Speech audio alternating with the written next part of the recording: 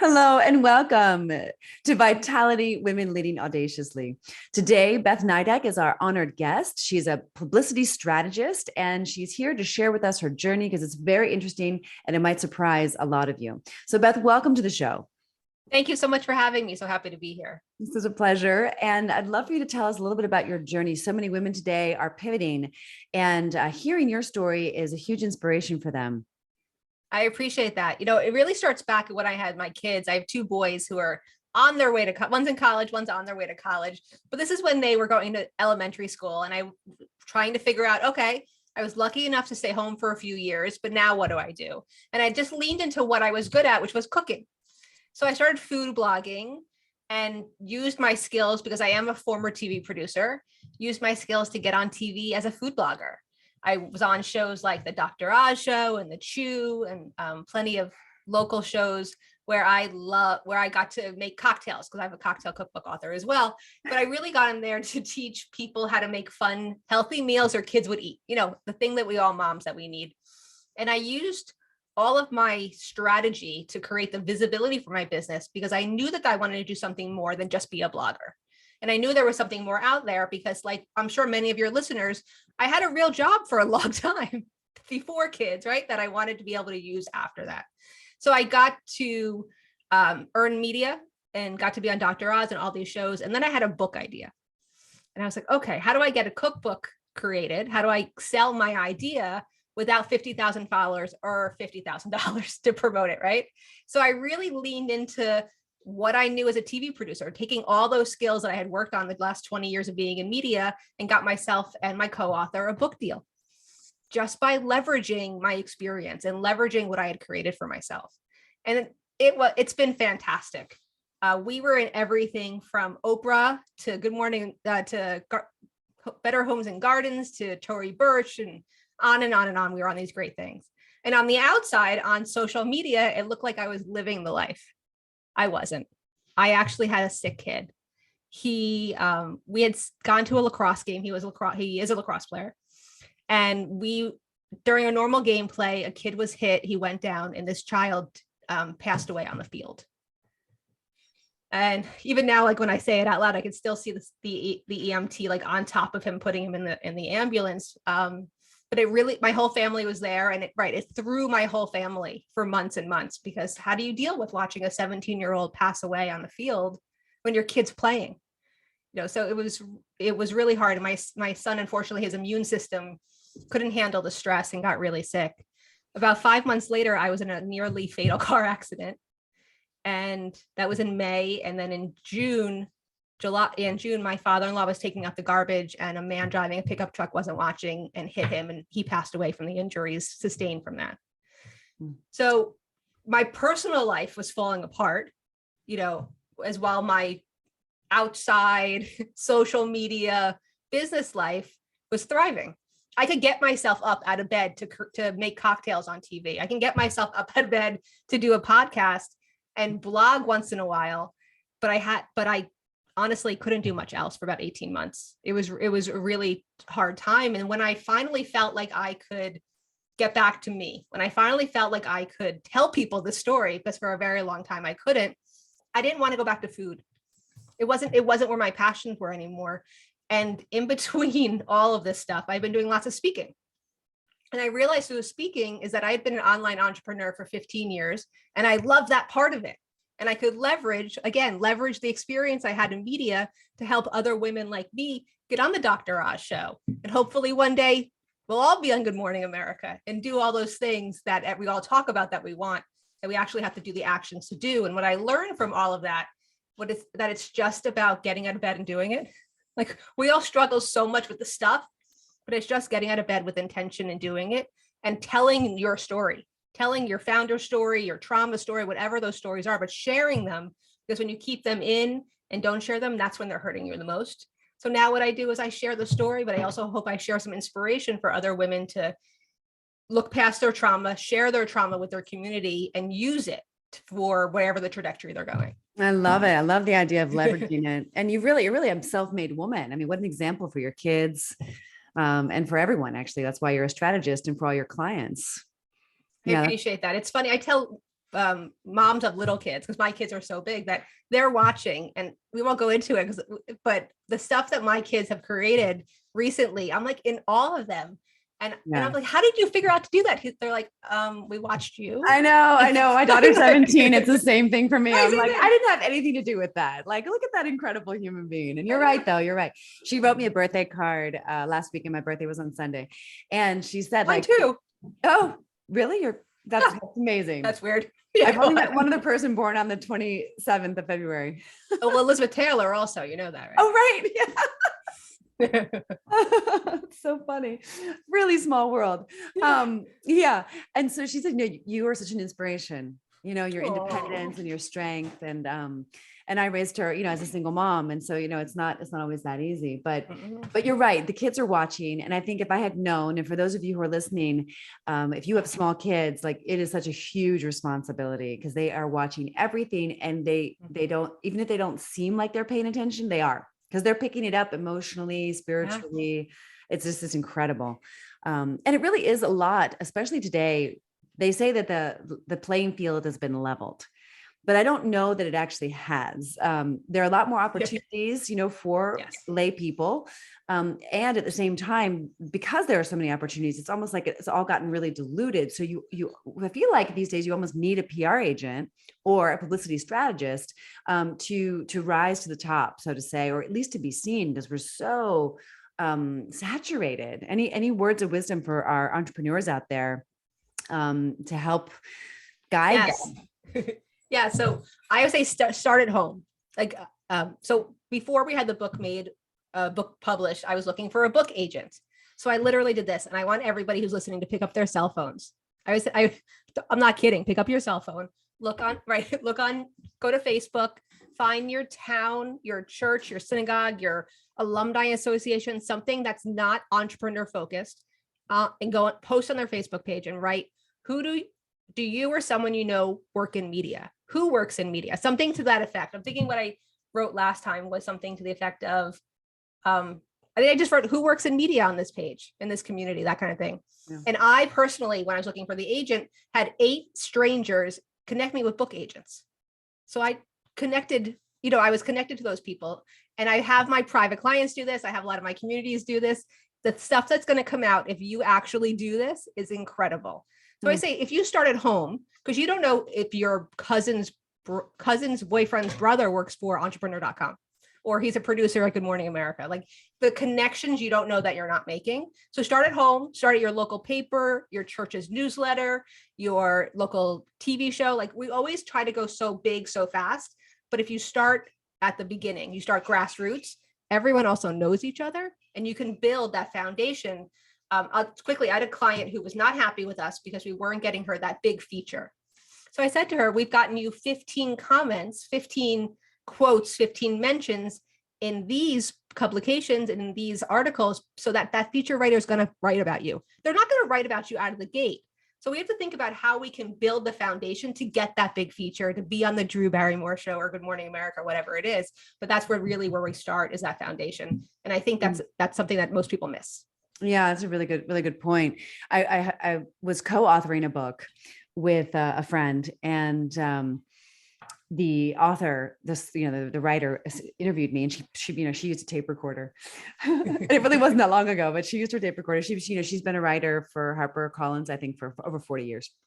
Wow. And she paused it, and she's like, "Okay, Helene, you need to write your own book." And so she's like, "Call me up when you're ready." So I called her up, and just like you, it's like 50 grand or 50,000 followers, or not 200,000 or so. But she said so bluntly, I love New Yorkers. She's like, "No one cares about your book." I was like, oh my gosh. She's like, and also most authors don't look like you and don't sound like you. And she was so direct about it. And yet, we started home, and sometimes it can be overwhelming, all the opportunities and trying to find your way in. And how did you get this courage, this perseverance? What quality did your parents have, or how did you develop that? My parents are entrepreneurs. My dad bought a car wash in 1966 and still runs it. And my brother runs it. My cousin runs, it's a family business now. My kids, I'm sure, will be in it. In 1986, my parents, I'm Jewish, we went to Israel for my bat mitzvah. My parents met somebody. They started an Israel tour company, and they're one of the top Israel tour companies before the pandemic. They're coming back. They're doing really great. So I'm really proud of them. So I had an example of what that looks like.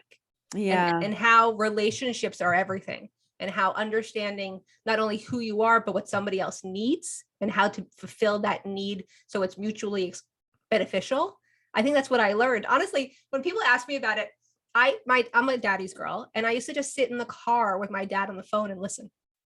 Mm-hmm. I think that's really where it comes from, and just watching what they did and what they created. And I was lucky enough to have parents who were successful at it.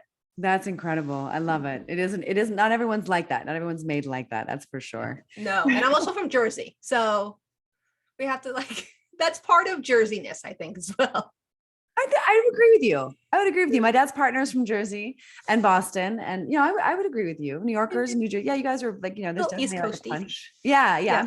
I'm an East Coaster. I grew up in Washington, D.C. area. Oh, so totally. I Totally. usually say when I'm on calls and stuff, I'm like, okay, I'm going to give you some Jersey love. It comes from love, but it's going to be blunt. Yeah, when I've had to learn. I've only been in California for 5 years, and I've had to learn. People kind of glaze over when you go East Coast on them out here, and I'm like, I didn't even know that was a thing. No, it's clearly a thing. Yes, that's so funny. My sister lives down in Orange County, and she has the same conversation. So you're a mom, you're a wife, and you've been in business for yourself. It sounds like their entire lives. Yes. So how do you balance it all? What tools do you use? Some people use scheduling tools. Some people use mindset tools. What are your go-tos?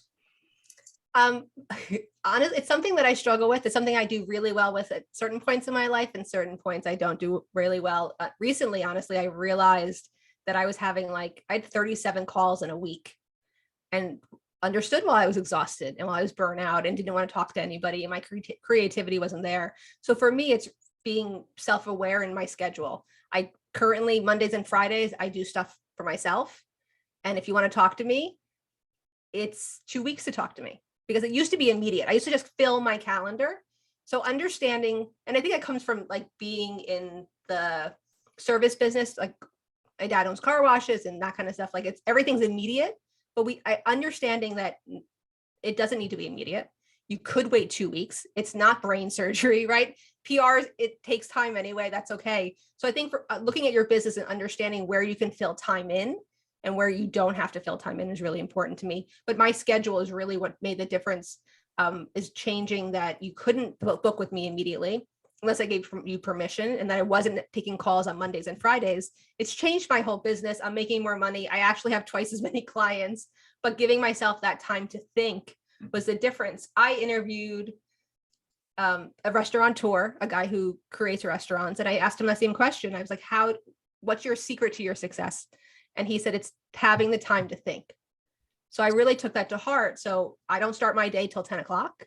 I close my computer no matter what at 5 o'clock, because everything can wait until tomorrow. But giving myself that permission to take that time for myself was really a game changer, and game changer in my bank account.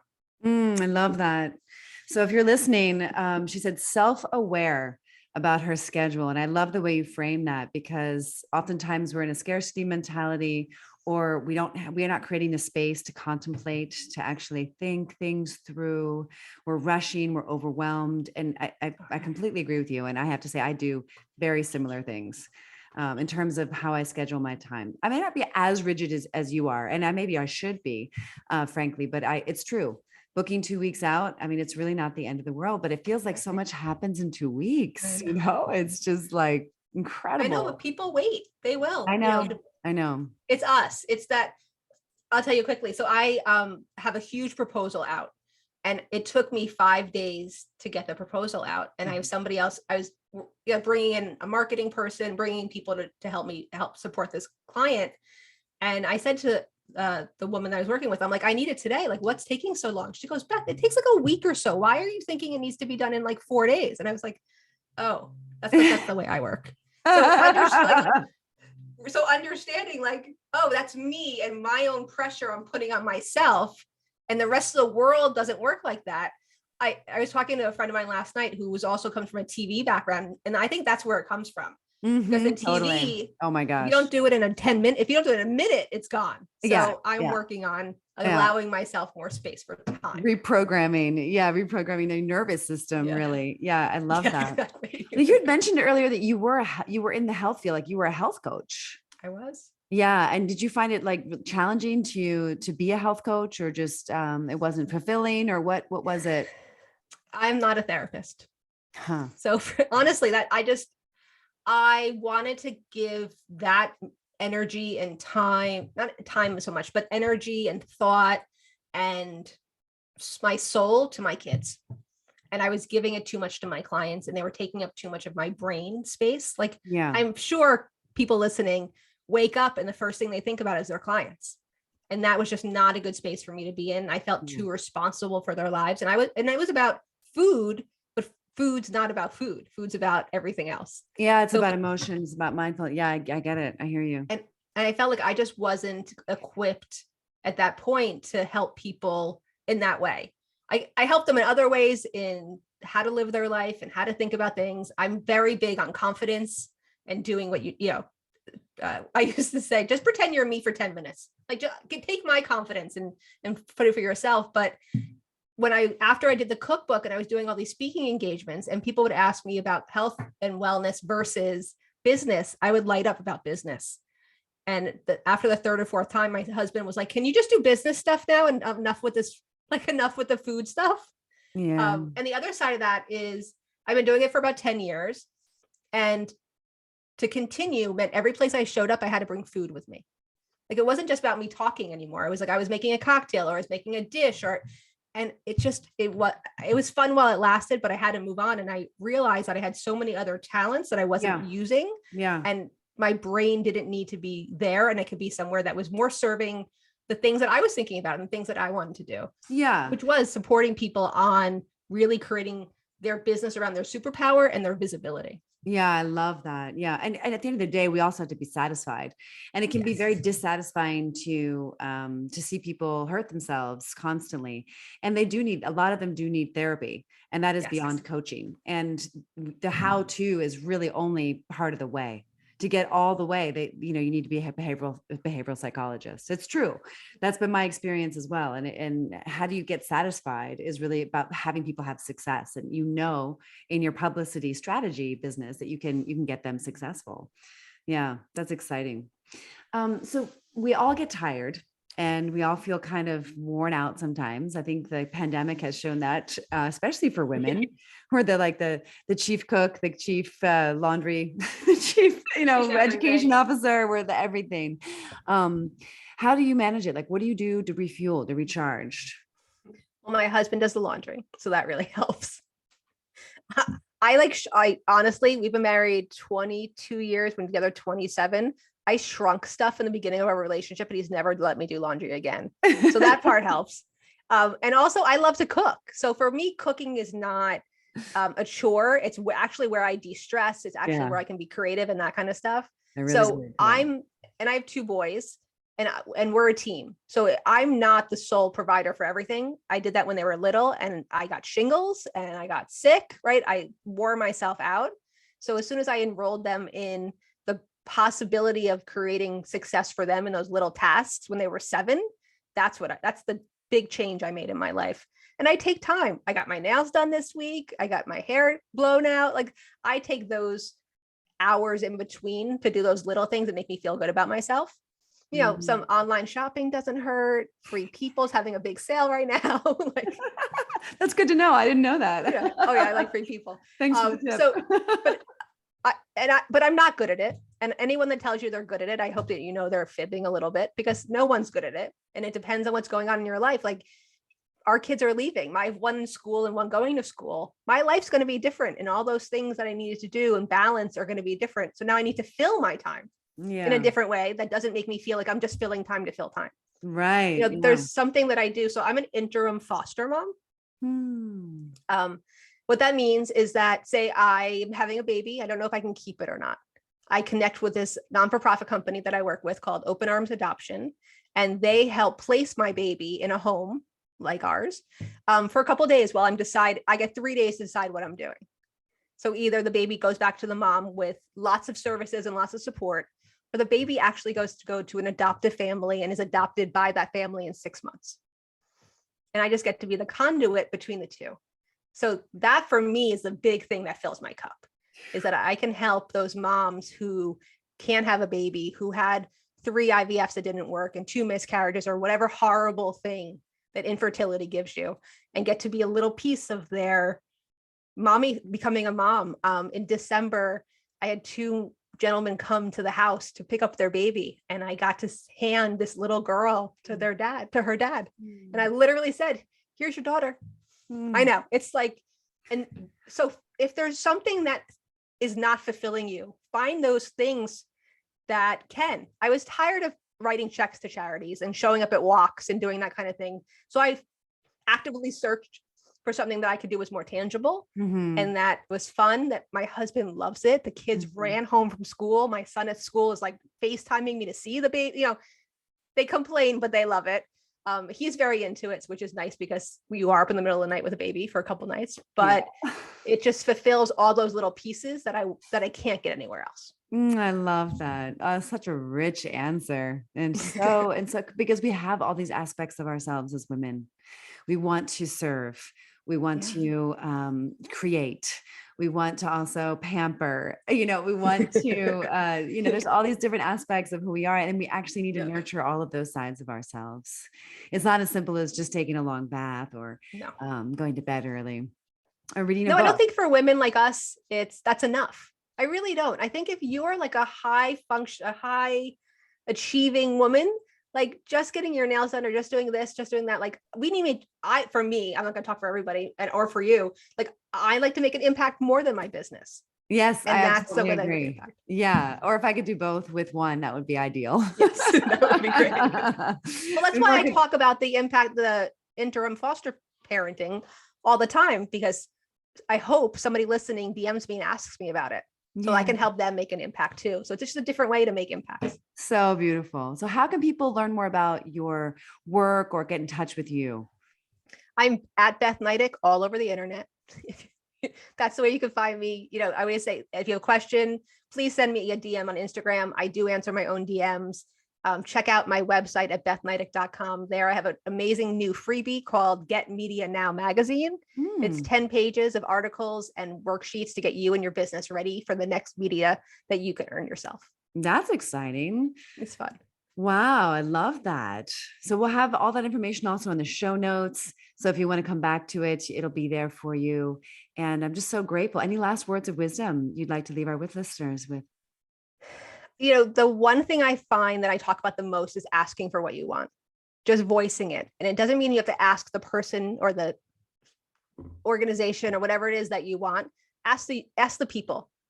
Go live on your Instagram. Say, hey, I've been thinking about this. What do you guys think? Who does this? Who does that? Like, we just need to tell people what we want, and the universe will provide it. And we don't need to get like woo-woo and spiritual, but when you tell people you want, there's people in your community that want to help you, and those people have the answers. So the more and more that we can tell people what we're working on, what we're striving for, what we want to get, that's where things can change for us. Because for so long, I kept it all in and didn't tell anybody. And once I started telling people, guess what?